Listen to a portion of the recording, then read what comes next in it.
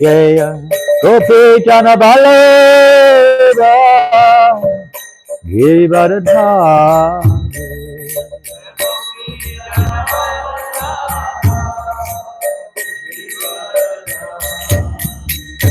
Jaya Radha Madhava Kunja Bihari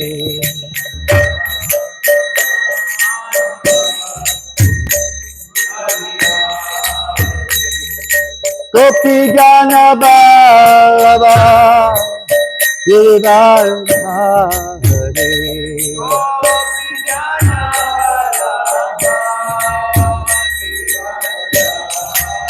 Yasodhanandana Braja Janaranja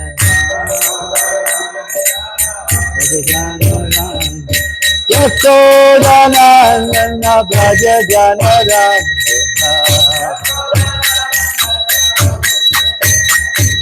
Yasodhanandana Braja Janaranja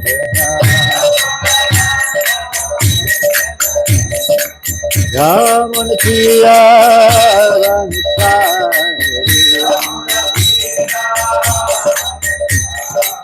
Yamunatiya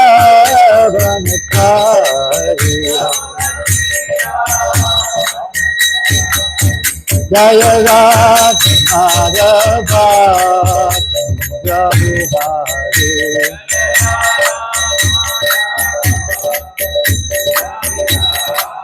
Jaya Radha Madhava Kunja Bihari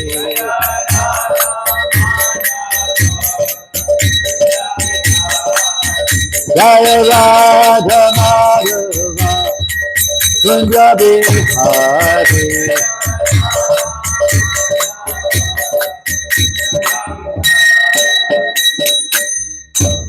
Jai Om Vishnu Pada Paramahamsa Parivrajacharya Ashtata Sadasya A.C. Bhaktivedanta Swami Prabhupada Ki Ananta Kota Vaishnavinda Ki Nama Acharya Shri Haridasa Thakur Ki Prem Se Kaho Sri Krishna Chaitanya Prabhu Nityananda Shri Advaita Gadadhar Shri Vasadi Gaur Bhaktivinda Ki Sri Sri Radha Krishna Gopa Gopinath Shyamakunda Radhakunda Giri Govardhan Ki Shri Vrindavan Dham Ki Shri Mayapur Dham Ki Ganga Maya Ki Yamuna Maya Ki Tulasi Deva Ki Jai Bhakti Deva Ki Samaveta Bhaktivinda Ki Lord Chaitanya's Harinama Sankirtan Ki Brihat Madanga Ki Shri Prabhupada Ki Shri Sri Radha Govinda Ji Ki Shri Shri Jagannath Baladev Subhadra Ki Ji Go Premanande, all glorious to the assembled devotees, all glorious to Sri Guru and Gauranga, all glorious to Sri Prabhupada.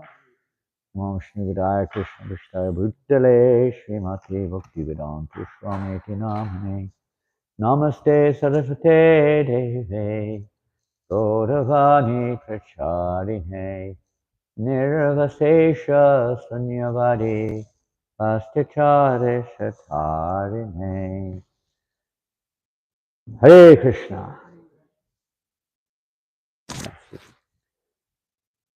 Welcome everybody. This morning we are reading from Srimad Bhāgavatam. Daksha is cursing Lord Shiva and counter cursing and whatever going on here. And today we're reading text 28 of the second chapter of the fourth canto of the Srimad Bhāgavatam. Is that right? 28? Om Namo Bhagavate Vasudevaya. Om Namo Bhagavate Vasudevaya. Om Namo Bhagavate Vasudevaya.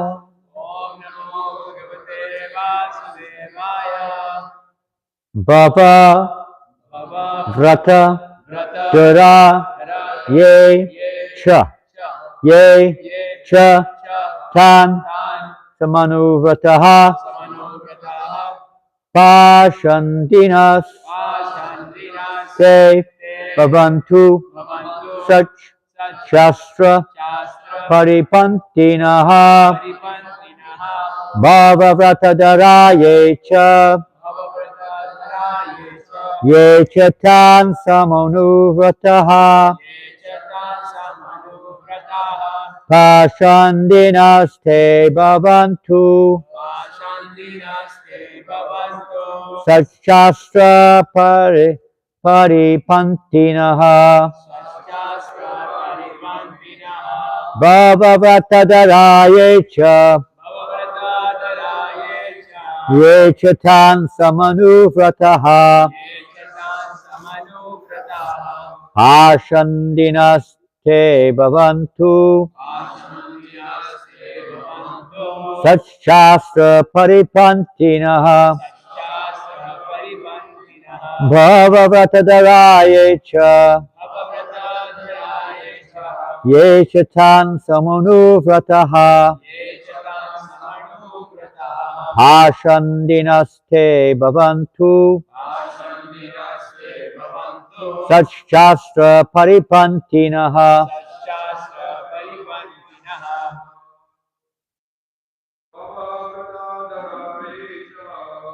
Bhavavatadarayecha Ye chatan samanuvratah Pashandinaste bhavantu Satchastra paripantinaha Bhavavatadarayecha Ye chatan samanuvratah Pashandinaste bhavantu Satchastra paripantinaha Bhavavatadarayecha Ye chatan samanuvratah Pashandinaste bhavantu Satchastra paripantinaha. Ladies, Bhavavatadarayecha Ye chatan samanuvratah Pashandinaste bhavantu Satchastra paripantinaha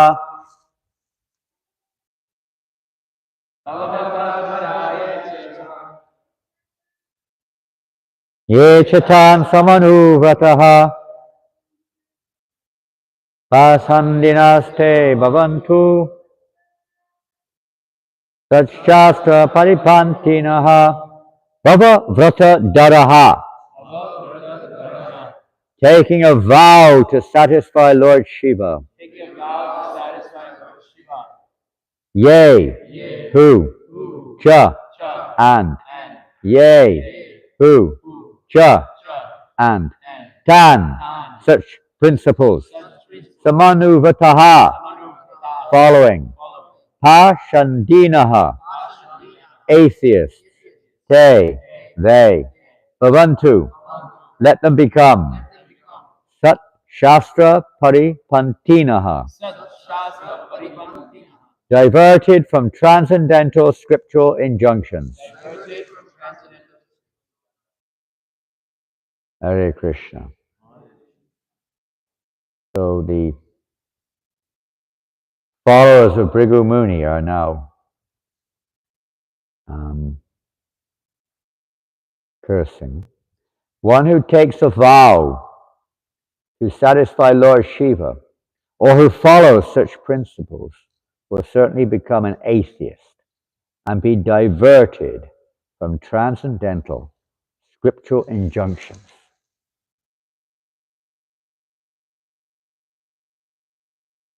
Purport.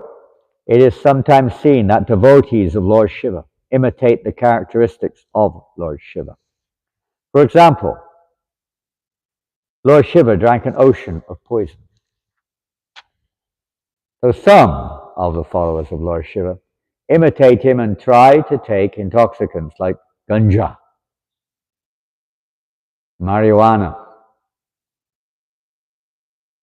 Here the curse is that if someone follows such principles, he must become an infidel and turn against the principles of Vedic regulation. It is said that such devotees of Lord Shiva will be such Shastra Paripantinaha, which means opposed to the conclusions of Shastra or Scripture. This is confirmed in the Padma Purana also. Lord Shiva was ordered by the Supreme Personality of Godhead to preach the impersonal or Mayavad philosophy for a particular purpose. Just as Lord Buddha preached the philosophy of voidness for particular purposes mentioned in the Shastras. Sometimes it is necessary to preach a philosophical doctrine which is against the Vedic conclusions. In the Shiva Purana it is stated that Lord Shiva said to Parvati that in the Kali Yuga, in the body of a Brahmana, he would preach the Mayavad philosophy. Thus it is generally found that the worshippers of Lord Shiva are Mayavadi followers. Lord Shiva himself says, Mayavadam asat shastram. Asat shastra, as explained here, means the doctrine of Mayavad, impersonalism, or becoming one with the Supreme. Brigamuni cursed that persons who worship Lord Shiva will become followers of this Mayavad Asat Shastra, which attempts to establish that the Supreme Personality of Godhead is impersonal. Besides that, amongst the worshippers of Lord Shiva, there is a section who live a devilish life. Srimad Bhāgavatam and Narada Pancharatra are authorized scriptures that are considered such Shastra, or scriptures which lead one to the path of God realization. As such Shastras are just the opposite. Om Jnana Timirandasya Jananjana Shalakaya Chakshuran Militam Yena Tasmai Shri Gurave Namaha Shri Chaitanya Manobhistam Stapitam Yena Bhutale Swayam Rupakadamayam Dadati Svapadantikam. Hare Krishna. So the cursing is now continuing after Daksha's original anger and his cursing Lord Shiva that he would not be able to take any of the remnants from the yajna. He would not be entitled. All the demigods are entitled to receive a share of the remnants from various yajnas. But he said that Lord Shiva from now on will not be eligible to receive a share, and he stormed out of the assembly. Because of that, of course, Nandishwara then cursed back at the Brahmins. You will become attached to the fruitive aspect. You will lose all transcendental knowledge. Daksha will soon receive the head of a goat. He cursed back. So now the Brahmins are cursing back at Lord Shiva's followers. Both Daksha and Lord Shiva have left the scene. So the followers are now fighting over this situation. And in today's verse, Srila Prabhupada emphasizes you could see the actual result of this curse in one sense, how they become giving up Vedic principles, imitation of the behavior of Lord Shiva. We're supposed to follow in the footsteps. So some people say that means to say, just like with Lord Krishna, sometimes people say, well, he was we hear this from offenders sometimes, he was a debaucher. He was having affairs with other people's wives. So what's the problem? Well, there are many aspects to that. One time, Srila Prabhupada was challenged with that aspect, or that challenge. And Srila Prabhupada, because the man was an Indian man, he said, well, you accept that Bhagavan is the supreme, that he's the proprietor of everything. That's what it states. Yes. But why is he doing like this? Well, if everything belongs to God, and Krishna is God, then everything belongs to him, right? You belong to him too. Your wife belongs to him also. But you're claiming she's your wife.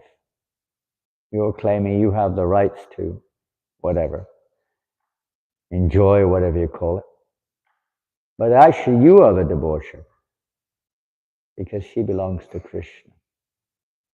Everything belongs to Krishna. We don't imitate.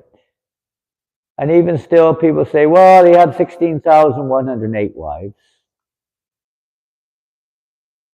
People sometimes criticize that. So what is that? Where do you find that information? In the same place you see that okay, if you want to have 16,108 wives as well, then you expand yourself. If you're envious of Krishna, he expanded himself 16,108 times to be with each and every wife. Can you do that? No, we can't.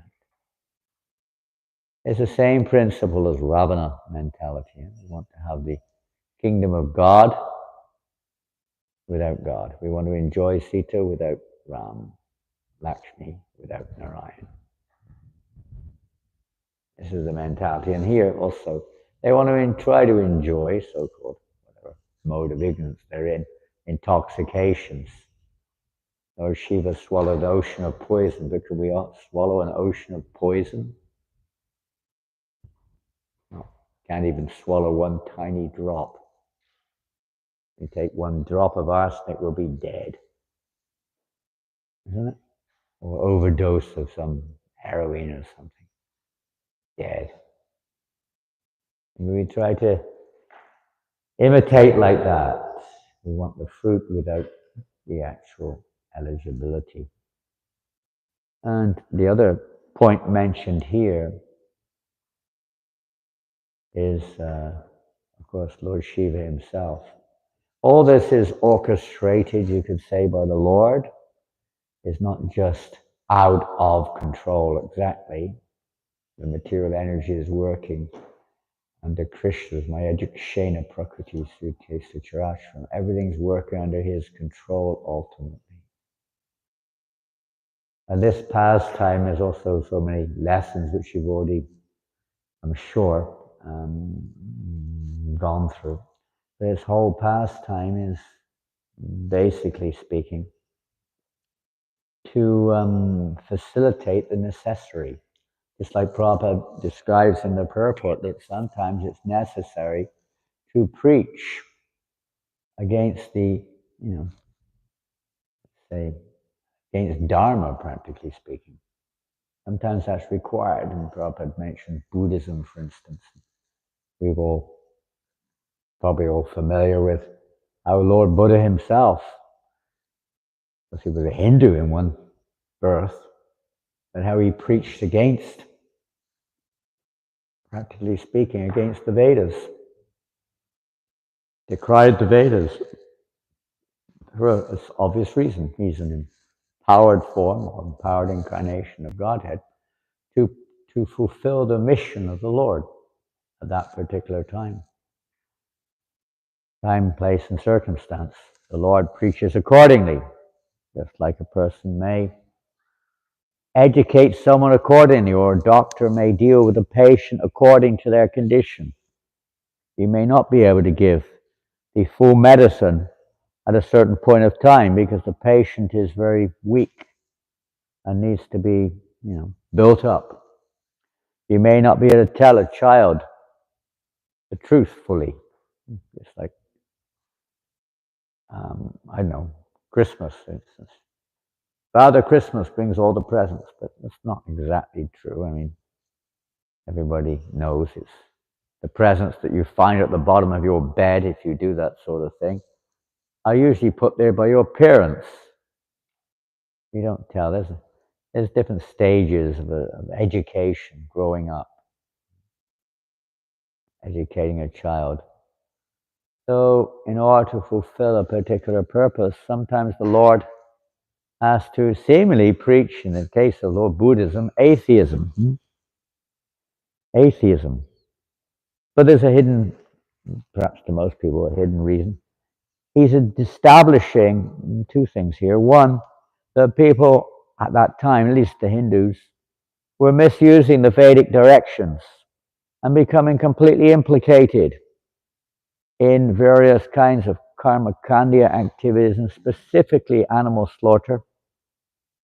And even beyond that, they're just basically doing it because they're becoming addicted to eating meat, killing animals for our sense gratification. That's not the purpose of the Vedic injunctions. Sure, there are injunctions there for killing animals, but they're meant to be offered in sacrifice to rejuvenate the animal. They were always, and give the animal a new, fresh birth, progressing through the cycle of birth and death. Various reasons, there are injunctions there for the killing of animals, but it's not like now, slaughterhouses, you name it.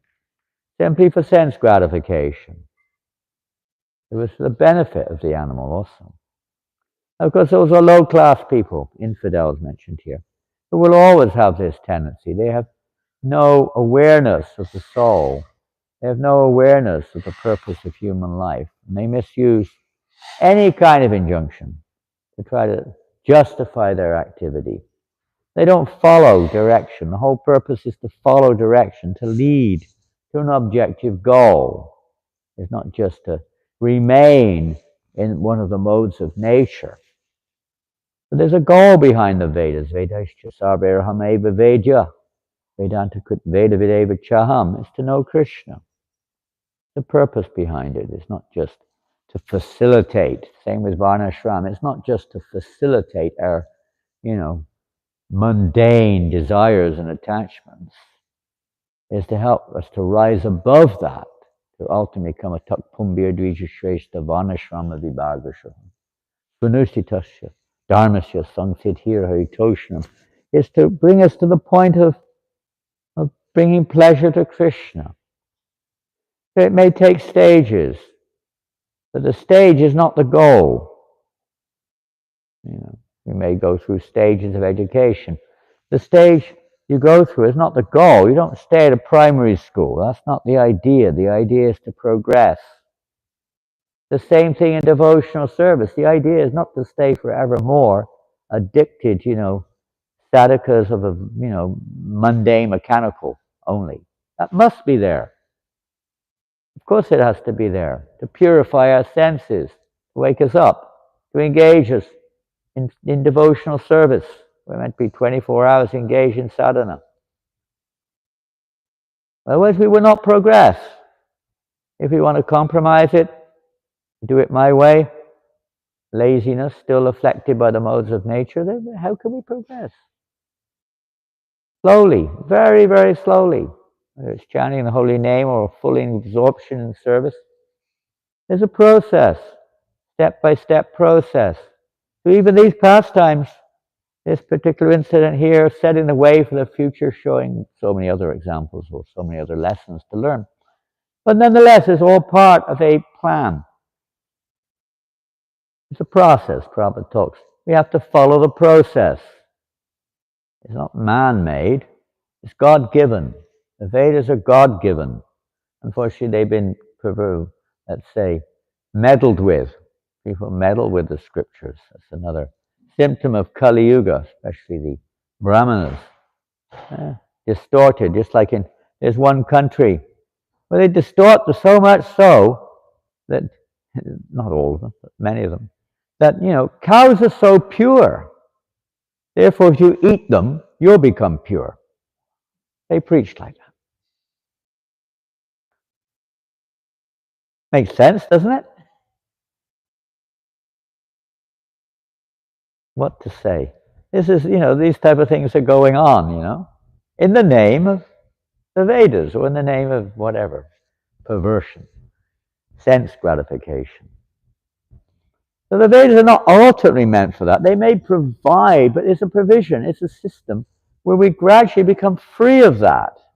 Not that just to justify it so we can go to heaven at the end of it all. or enjoy ourselves without sinful reactions, so to speak. That's not the purpose. We sometimes may have a little bit of that tinge in us also. But that's not the goal. These type of philosophies are all based on ignorance. They're based on the false conception of who we are, who is the proprietor, and what the goal of life is, or what the goal of the Vedas is. So sometimes the Lord comes to help, you could say, it doesn't sound like it, to establish atheism, but because the Lord himself, at least the empowered form of the Lord, is coming, and how much they follow, they don't even follow ahimsa, practically speaking. Practically not. Ahimsa is basically the Dharma which Lord Buddha established. Non-violence. Try to avoid killing any creature or anybody, come to that. Morality. Morality is often another thing. These people are so immoral. We look at the various rules of various religions, and it's obvious. I mean, you don't tell a good person, will you stop killing people? Will you stop stealing? Will you stop having, sex with your mother? I mean, you're not going to tell people like that. That thought never came to their mind in the first place. It's obvious people are doing those things.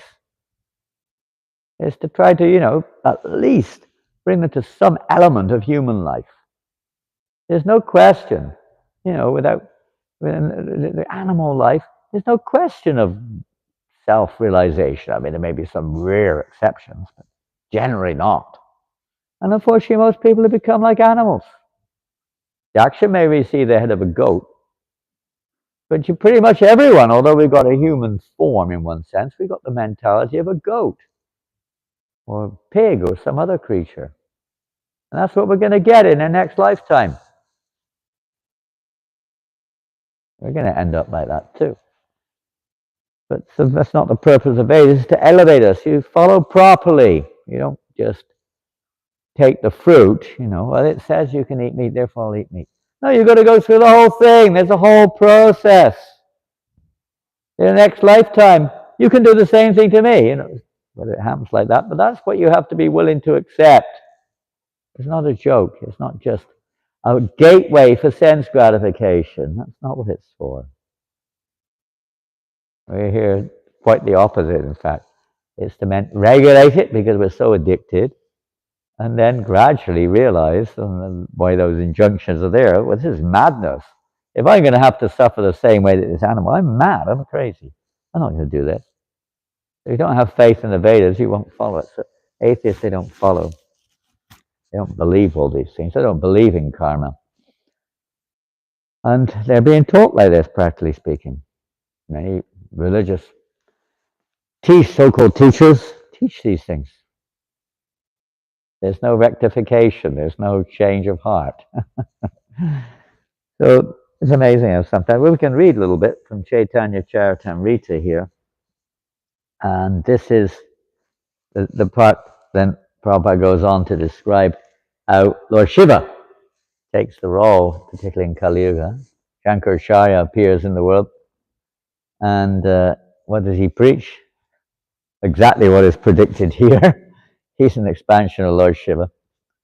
And what does he preach? Impersonalism, Mayavad philosophy. Yeah? Pretty much the whole world is influenced by this. Even whatever we call it, modern day religion, is pretty much influenced by it in many ways. The Guru is God. So many different influences there. God has no form, no name. So many things. Atheism. Impersonalism, rather. God is love. God is energy. There's truth in it, but it's not the full truth. Krishna is everything in one sense. He's also Brahman, that's for sure. Everything in the material world is also an expansion of Krishna. It doesn't mean that is, the material world, that's all there is, the cosmos. Many people look at it. There's nothing beyond. Or just the spiritual oneness. It comes down to it. Most people have got elements of these things. If they have any kind of belief whatsoever beyond this mundane life of sense gratification. Let's read one or two verses. And this is a famous, I don't know how famous it is, but Prabhupada refers to it in the purport of today's verses.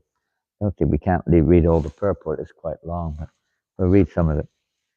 This is in the 7th chapter of the Adi Lila,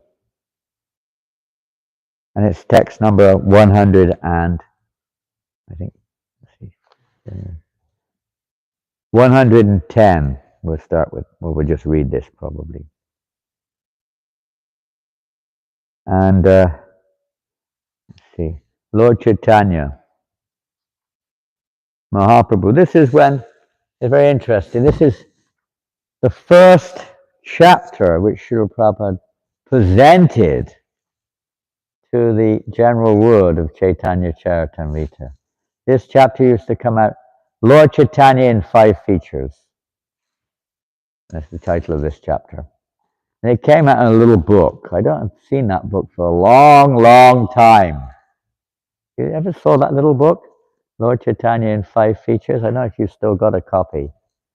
That was the first thing that Srila Prabhupada, from Chaitanya Charitamrita, the first thing that was produced. It was the last chapter of the first volume of the Adi Lila, if I'm not mistaken. The 7th chapter of the Adi Lila. And it describes predominantly in the beginning the Panchatattva. Who are the Panchatattva? Go through the Guru, Panchatattva. Who are the Panchatattva? Very important. They're the essential feature, you could say, in this mission, in this movement. Lord Chaitanya Mahaprabhu, by his mercy, everything becomes possible. Without understanding, at least accepting, Lord Chaitanya Mahaprabhu and the Panchatattva, what can we preach? What can we do? How is this movement? This is the unique thing about this movement of Lord Chaitanya Mahaprabhu's movement, this Gaudiya Vaishnava Sampradaya, is that the previous part of our Sampradaya did not have this. Lord Chaitanya Mahaprabhu has come to specifically eradicate, if you want to call it that, all the misapprehensions, all the deviations, everything, and set the true path, appropriate for the age of Kali. The fact that Lord Buddha came, transformed a little bit, brought people a little bit to morality of some kind, and then Shankaracharya came and brought them back to the Vedic standards, at least not the Vedic standards in full, but at least accepting his perverted or his interpretation of the Vedas. At least they're bringing back like that. So a little bit of morality bringing back to the Vedas. And then Ramanujacharya and Madhvacharya set the scene then to bring in the principle, or the absolute principle, of that there's a difference between the soul and the supreme soul. Everything's Brahman in one sense, but there's a difference between Pada Brahman, the source of everything, and that which comes from the source of everything. So one by one by one. So there's this conflict of, let's say, opinion, Prabhupada said, between neophyte Vaishnavas and neophyte Mayavadis, or Mayavadis in general. But this frictional battle going on without understanding. One of Prabhupada's main principles is unity in diversity. Unity in diversity. And Achintya Abheda Tattva, this philosophy of Lord Chaitanya, brings together this teaching of Shankaracharya, the impersonal philosophy, and the personal philosophy, or the dualistic and the non-dualistic, Dvaita-Advaita philosophies. They have both together, understanding simultaneously and inconceivably one and different. Yes, everything is Brahman, but what is the nature of Brahman? Is this the energy of the Para-Brahman? It's meant to, just like we have our particular body, or we have a particular property, so to speak, it's meant to be engaged in our service. It doesn't exist independently. It does, but it doesn't act independently. It's meant to be engaged in our service. Otherwise, you've got a problem here. So when the two are coordinated, compatibility is there, and then harmony is there. Impersonalism alone is not the actual, let's say, not the actual characteristic of the soul. It's just one aspect. The actual nature of the soul, Nandamoya Vyasat, every one of us is searching for pleasure. Everyone's searching for rasa or relationship, loving relationships. But that was not properly explained or revealed. I'd say it's there, but it wasn't revealed in its fullness. Impersonalism does not at all deal with that. It denies. It denies that.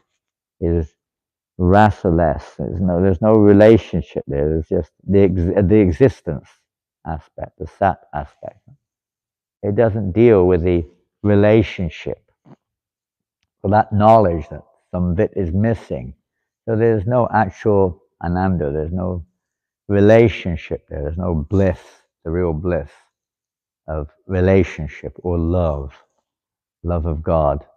And that's another topic altogether.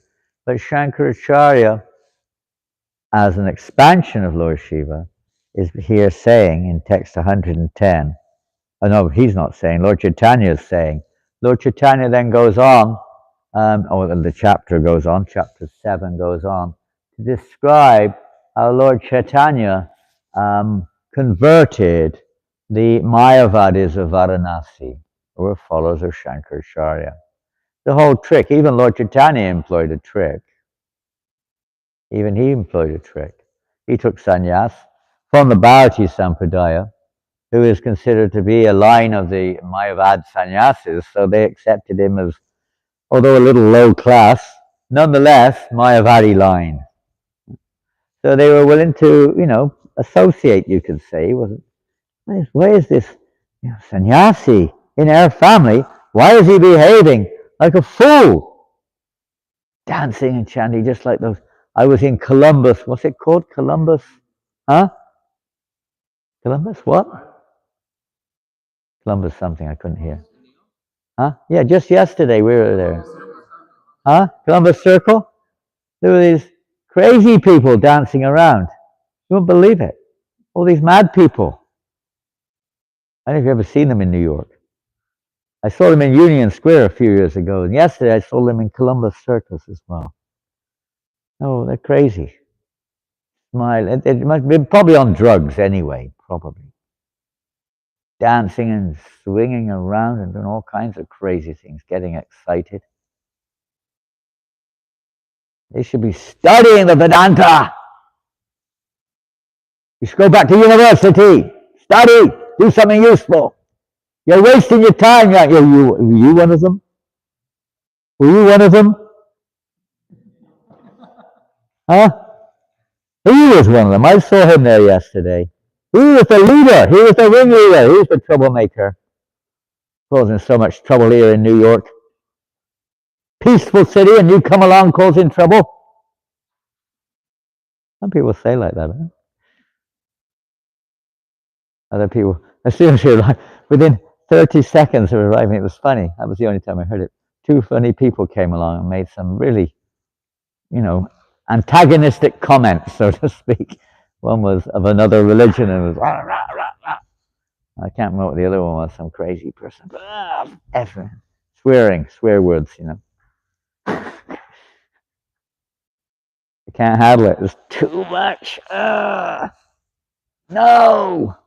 Disturbance. So, these crazy people. Why are you dancing and chanting like a madman? Janananda said, you're a crazy guy. I know, you're mad followers. Sentimentalists! You're misleading everyone.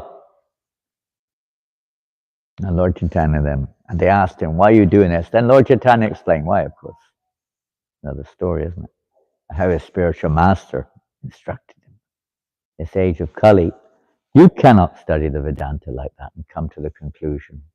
You don't have the intelligence in this age. As Ram Roy Prabhu, it was so nice at the end when he sang, Krishna Vanam Trisha Krishnam Sango Pangasta Parshadam Yagyai Sankitanam Praya Jantihi Sumeda Shai. Sang it at the end of the Harinama. amongst other things. You know, this age of Kali, who is the intelligent person? Is it one who knows all the scriptures, so to speak? One who really knows the scriptures, knows the purpose behind them, so he is intelligent. But most people don't. They come to the wrong conclusion, or only a partial conclusion. Intelligent persons worship the Lord in this age by what do they do? Pardon? You were one of those troublemakers out there. I remember now. I saw you out there. You're another one of those crazy people. Huh? And you were one too. He was one as well. I don't know who else was one. Were you one of them? No. You were one? He was one of those crazy people out there as well. Jeez. I don't know why they let them carry on. They should be banned.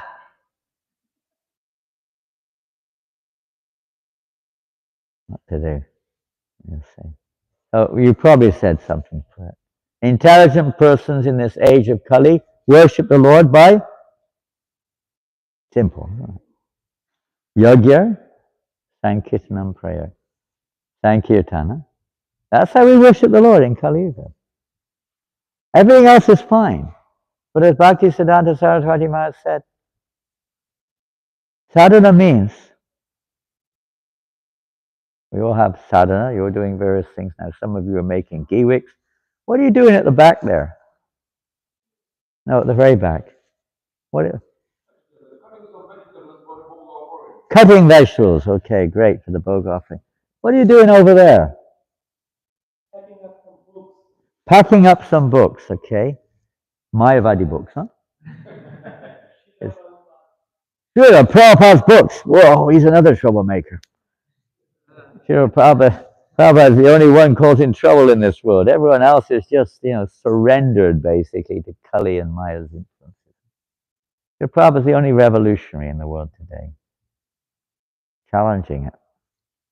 One time I was in Vrindavan, a long time, maybe 30 years ago, and there was one sannyasi from Gaudiya Math, and on Prabhupada's Tirubhav, which is coming very soon, he gave a talk, spoke a bit reasonable English. He said, Swami Maharaj, they call him Swami Maharaj. Can this come back a little bit? I kind of have a little bit of a backrest, I'm afraid. Swami Maharaj, of all the followers of Srila Bhaktisiddhanta Saraswati Prabhupada, alone, he said, these are more or less his words, only really understood what was happening and what his Guru Maharaj wanted. While others were simply quarreling and discussing Vedanta or philosophy, which they couldn't really understand practically. Swami Maharaj went to the Western world and challenged science and sense gratification.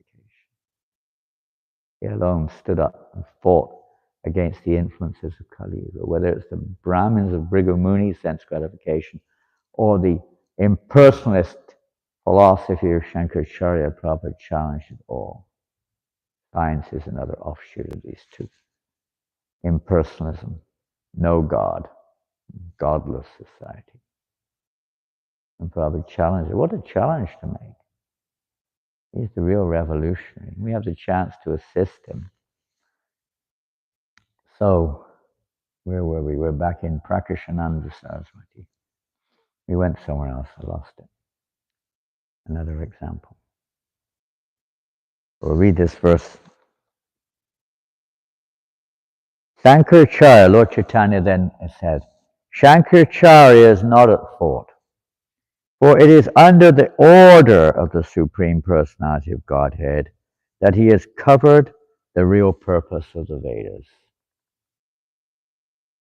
Under the Lord's order. Because people have become atheistic under Lord Buddha. Difficult to somehow, just like that, to re-accept a personal aspect of Godhead. Difficult. Atheism. The world is predominated by atheism. Bhaktivinoda Thakur said in this age of Kali, atheism will be the most prominent religion, if you want to call it that. I remember the point. Sorry about backtracking a little bit. I was mentioning Bhaktisiddhanta Saraswati Thakur and how he said sadhana means that which helps us to develop our taste for chanting the holy name. If our sadhana does not evoke that attraction, it is an impediment on our path of devotion. Harinam Sankirtan is the only infallible means of success. It is the emperor of all sadhana.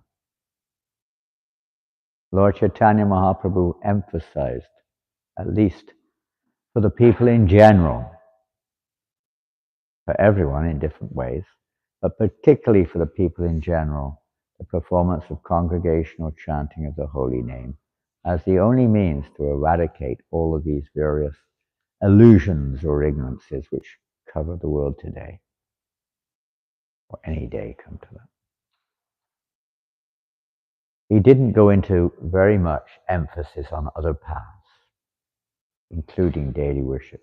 He emphasized Sankirtan. So that is our prime principle in intelligent persons. Whatever else we do, even Jiva Goswami describes in Bhakti Sandarbha, I think it is, how whatever service we do, it must be accompanied by Sankirtan. It's not just that, but it must be Kirtan, chanting must be there also, every service. Management. It doesn't necessarily mean you're going. When Prabhupada was in New Mayapur, 1976, in France, he asked the question, he said, "Are you doing Sankirtan here?" And one devotee said, "Once a week, Srila Prabhupada." I said, "Why only once a week?" "Well, it's a long way to the town." It is an hour and a half almost to reach the nearest decent town. All the others are small villages. You can go anywhere. Lord Chaitanya said that, but still, generally when you've got a big party of 50, 60 devotees, you like to go to a city. You know, if you go into a local village, you generally see only 5 or 6 people in a day, practically speaking. 50 devotees would be a little bit of an overkill, you know, so to speak. You could go different villages. But anyway, they go to the city. So Father say, no. Why only once a week? And you do Sankirtan wherever you are. You do it here, right in this temple room, right in the farm, wherever you are. Sankirtan, chanting the holy name should go on all the time. That's our principle. This is how we can manmano bhava madbhakto. How we can remember Krishna. Like, together chanting. Together chanting. You know, when I joined, it was like after the morning program, we had 5 classes a day. After the morning program, which is about 9 o'clock, everyone would, maybe 8:30, everyone would clean. And what's cleaning throughout the whole temple? There's a lot of service to do here in Radha Govinda temple. A lot of cleaning to be done. Everyone can be a part of this solution. Don't just say it's someone else's job. Put things in order. Put things in order. Don't just throw it out the door and hope that sometimes someone, somewhere in the future, will move it or clean it or put it somewhere. Everyone can take their advantage of this. It's a glorious opportunity to get Lord Radha Govinda's mercy. Some are looking the opposite way, wonder what the heck's going on here. Are you okay? Are you okay? Are you okay? Are you okay? Yeah, okay. So everyone can take part in this. It doesn't take a minute a day. Well, we had an organized situation. Everyone, temple, top to bottom, cleans for 20, 30 minutes a day. I'm not saying you should do that here, by the way, but we can all at least try to help the managers, help whoever's in responsible positions to, you know, instead of, you know, oh God, again, you have to find someone to do. We can all try to be a part of the solution and try to clean a little bit. A little bit, at least clean our own rooms, clean our own stuff, you know, or clean the stairways or something. You feel much better, much more in service. But that's not enough. Jiva Goswami says, should be accompanied, because otherwise we start thinking I'm the doer or the non-doer. But chanting Hare Krishna helps to remind us we're not. We're the servants. Our business is to glorify Krishna, not just to purify our hearts or just attract attention or do what you're meant to do. Whatever that is, it is. But the real point is to please Krishna. And at our level of consciousness, at least we can understand Krishna likes to see the temple clean. Prabhupada likes to see everything clean. It's a mammoth task. We understand that. We're in the process of renovation. And the temple management has a huge responsibility which they've taken on, and it's a glorious responsibility. Assist. Everyone can be a part of this, whether you're working or studying or whether you're staying here. We can all help like this. Do whatever you can to keep clean. Bathrooms, toilets, everywhere. Try to keep clean. It's very important. Humility, consciousness, pleasing the Lord, attracting other people. And it's the other ways with tendency is to attract people in the mode of ignorance. That's the danger too. I'm not saying, but we can do better. Put it like that. Let's work together and try to help to make things nicer. Well, it's 9 o'clock, and we'll read this other verse. So that's Lord Chaitanya Mahaprabhu saying that Shankaracharya is not at fault, and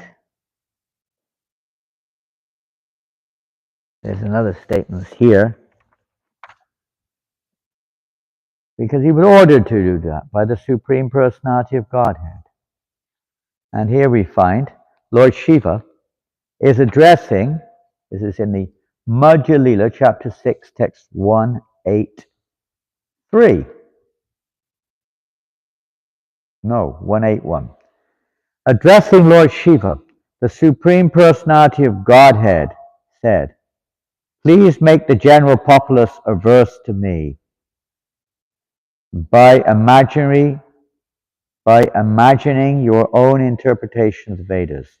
Also cover me in such a way that people will take more interest in advancing material civilization, just to propagate a population bereft of spiritual knowledge." That's what the Lord said to Lord Shiva, and then Lord Shiva informed Goddess Durga. "In the age of Kali, I take the form of a Brahmin and explain the Vedas through false scriptures in an atheistic way similar to Buddhist philosophy." So these confirmations are there. This is the plan of the Lord. All part of it. But the cream on the cake, so to speak, is Lord Chaitanya Mahaprabhu, Sankirtan movement. He has come to bring everything, harmonize everything through Sankirtan. It's a desire of Srila Prabhupada to bring this unity and diversity, to bring everyone together in Sankirtan. No matter what our conditioning, what our beliefs may or may not be, but to bring everyone together. And you can see that in the congregational chanting of the holy name, how drunkards, crazy people have, all sorts of people come together. And Rath Yatra particularly, I've seen how many times, and we probably have the same experience here, especially Muslim people, they join in. They love, I don't know, I only can say about where I'm experienced. I have no experience hardly in America, but in Europe and Australia, the most active in our kirtan, as far as the public goes, are the Muslims. They love to take pictures, they love to dance. And many of them throw in donations too. There's something there. Lord Chaitanya's movement, there's something that's attractive. Even Lord Jagannath, and I'm sure everyone's had different experience, but I don't know how many, I don't think it's thousands, but there have been hundreds and hundreds of Rath Yatras over the last 53 years or whatever. Hundreds and hundreds. I mean, we have, in England, we have 36 Rath Yatras a year in the UK. In Malaysia, which is a Muslim country, we have 32 Rath Yatras. I used to go to all of them at one time, or whatever we had then. In Delhi, they have about 35 Rath Yatras just in the city of Delhi. All right, huh? Rath Yatra, Prabhupada said, with Rath Yatra festival and mass book distribution will conquer the world. So it's a big program too, Rath Yatra. In Australia, one devotee's made a cart. They go to every single, and in New Zealand, in Auckland too, every single Christmas fair, Christmas parade. Just like today, you have your Halloween parade. Is that right? I looked up what Halloween meant. It's got many different horror origins, as you may know. And tomorrow is All Saints' Day. So Halloween, because they were trying to bring in the pagans or whatever they were called. So they kind of adopted a little bit this pagan festival, something for the ghosts and ancestors and what have you. And because it was the eve of the next day, which was actually to honor to hallow the saints. Halloween means the eve before hallowing the saints. Halloween, what it means. So they introduced and they called it Halloween, which is today, but it's actually like, Christmas Eve or something. It's the eve before glorifying the saints. Nice one. Has some kind of interesting meaning, not just the usual one. But they kind of lost that one. It's all kind of weird stuff now. Anyway, Hare Krishna. So today you're going to go on the Halloween procession, is that right? And on Washington Square. Exciting. Do you know Washington Square Park? If you go into the annals, you'll see was the first place they did public kirtan. Ayagriva talks about it in his book. Washington Square Park. So there's a good chance. Plus you have your Rath Yatra finishes up there, isn't it? Great, what can you say, how Rath Yatra.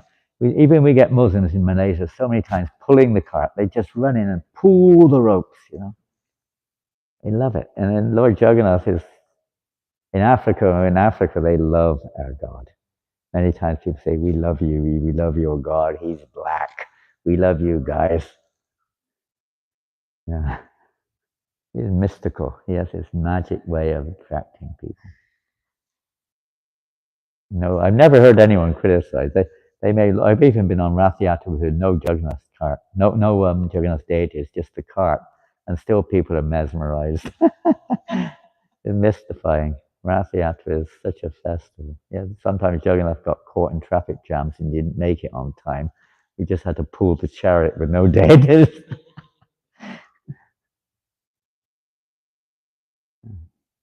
The more the merrier. To bring people together. He's showering his glance of mercy on everybody. Imagine how many people will you say when you go to Union Square in a day, how many people see or hear the kirtan? Thousands, right? Oxford Street, they say 1 million people a day are on Oxford Street on average, shopping. 1 million. And every day, 2 times a day, the Harinam's going up and down Oxford Street. Not all of them see, but hundreds of thousands of them take a picture in their heart of the Harinam. And that never goes away. That is indelible. It's always going to be there. Gradually, the picture will turn into a form. It'll become real. So important to give people this chance. Otherwise, there's no way they're going to change their minds. Or their minds will change. They're not going to change their minds. Their minds are changed by Lord Chaitanya's mercy. Exposed to the holy name. Mass, Sankirtan, distributing books, Harinam Sankirtan, Prasadam. There's unlimited facilities. Unlimited. You just walk around the block here, there's 100,000 people shopping or go walking around in Brooklyn, to speak of New York. Everywhere. Phenomenal chance. Hare Krishna, Krishna Krishna, Hare Hare, Hare Rama, Rama Rama. They're the results of the curses of, you could say, of Daksha's followers, Dakshina's followers, or Shiva's followers. They're the results of that. People are so finished. Lord Chaitanya is now blessing them. This is the only blessing. Srila Prabhupada ki jai. Hare Krishna. Any questions? Comments? Yes, Prabhuji. What's your good name? Pardon? What's that? Matanga, that's right. I know we know each other. I just couldn't remember your name. Matanga. Okay, I just want to get on the last point that you made about cleanliness is very important because Prabhupada himself said that cleanliness is next to godliness. Even one time we heard cleanliness is godliness. You can't be godly without. Observing in my own experience, always easier to put more emphasis on the exciting part of the devotional service, like going out, doing harinam, chanting, decorating. It glorifies you all. Preparations we have made, but oftentimes we are neglectful on the other side of the devotional service, as important, maybe more important, as mentioning ourselves clean personally, but also the environment where we live. And Prabhupada explained how this is the hens philosophy. We want the chicken only that gives the good. You want the eggs, huh? Eggs. Yeah. Yes. So it's an inconsistency. We are going on forward, doing the only good stuff. There's some kind of misunderstanding in our devotional service. One time Prabhupada was in Vrindavan and what was his name? From South America, one sannyasi. Forgotten his name. He was staying in Bombay at that time and he came to see Srila Prabhupada in Vrindavan. I don't think he was a sannyasi at the time, but he became one. And Prabhupada asked him how things are going in Bombay. He said, not so well, Prabhupada, it's very dirty. Temple. And Prabhupada said, that means you're not chanting your rounds. He didn't know what he was talking about. Yes, Prabhupada, I'm chanting my rounds. Prabhupada said, no, you're not. He didn't know what to do. What can you say? Prabhupada said, you're not. If you were chanting your rounds, it wouldn't be dirty. Cheto Darpana Marjan, Prabhupada quoted Cheto Darpana. It'd be clean, cleansing. An actual devotee can't tolerate to see dirt. It means we're in the mode of ignorance. Some degree. There may be other factors involved, but this is a general factor here. So let's do our best to please Prabhupada. Everybody knew, who was around during Prabhupada's time, knew that when Srila Prabhupada would come to a temple, practically the main thing he'd emphasize would be cleanliness. Not necessary in the class, but in his going around the temple. Why is that there? Why is that dirt there? He would run his finger across the top of pictures. Why is there dust here? He was quite emphasizing. One of our godbrothers, my godbrother, Kula Shekhar Prabhu, you may know, he was in LA, if you were ever in LA. He kind of drifted out there, but he was still associating. And he was the first devotee to get initiated in England, very first one, 69. And he had this thing about cleanliness. Excuse my legs, my hips are getting really sharp. And he said, when I first joined a few years later, he said, Prabhupada said one thing to me. He said, if you learn nothing else from this movement, he said, learn to be clean. Learn to be clean. And he said, I just took that on board. He was also in Kirtan, by the way. One encourages the other, and the other grows on the other. They should be inseparable. They both must go on. When we would clean, as I said, I don't know if I did say, but as we cleaned after class, we all chanted at the same time. Kirtan was going on while we cleaned. It wasn't one chanting here, one chant. Everyone was chanting in harmony as we cleaned. Kirtan was going on as we cleaned. It was ecstatic. Cleaning became blissful. It wasn't, oh God, why do you keep having to ask? Get someone else to do it. Pay someone. One of the problems that's come in is in some places they pay devotees to do daily worship. They pay devotees to clean. This is an unnecessary, an unavoidable occurrence sometimes to keep the temple going, you could say. Unfortunately, it is sometimes like that. It may be like that here, I don't know. But in many temples, it's unavoidable. It's the society we live in today. The government's supposed to facilitate Brahmins. They don't. And it's very difficult sometimes. So sometimes the paying has to be there. But at least to much extent as possible, we should try to take this on board. Take it on board. Tidy up, clean up. Don't just think another problem that's coming is, I think there's a problem, another development of our society is intensive specialization of service. It's not my job. It's someone else's job. It's all of our opportunity. Everyone has an opportunity. Everyone. So take advantage of it. It doesn't take much time to pick up a piece of garbage and put it in the bin, does it? No more time than it does to throw it on the floor. I mean, you can go on and on. This is like another session altogether, isn't it? Cleanliness. But Cetodharpana margin, both must be there. And not only both, there are other things that must be there too. It is culture, it's a culture. But the essential, the primary feature or the result of all of this should be Sankirtan. And Sankirtan goes beyond just the realms of being on the street. It means complete. Sankirtan also means complete. Worst thing is we go out and we reach the high philosophy. We'll come to the temple and Yeah. You could carry that over in many ways. Dealings between us, our wasting of time, our attraction to mundane things, our behavior. You could look at so many angles there. It doesn't happen immediately.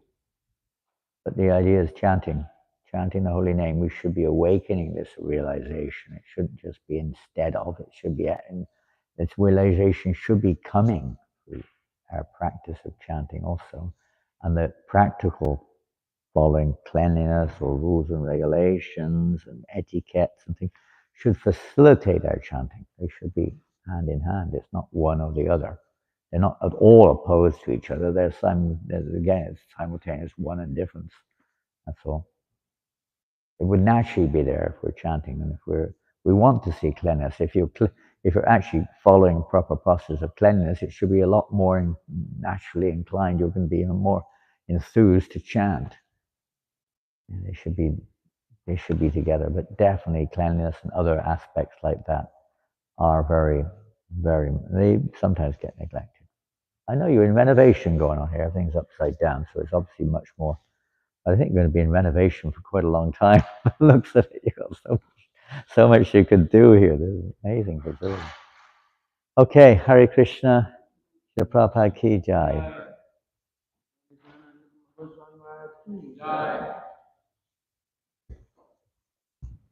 In Paris, we just have I was talking to Shinga Kavacha. Now, Shinga Kavacha is he's a real stickler for cleanliness, as you probably know. That's like a primary thing in daily worship. Not so much whether you know the mantras or how many times you do your circles, but more regulation and cleanliness is his big thing. So he's, at least in Paris, he said, you've only got a small little place. At least just try to keep it clean. But this is such a big place, and it's so much to do. It's so difficult to do. You can do it, but it's more difficult. Our temple room in Paris, is about the size of the room I'm staying in up there. You were there, you've seen. You can't believe it. You can only get about 20 people in there, and after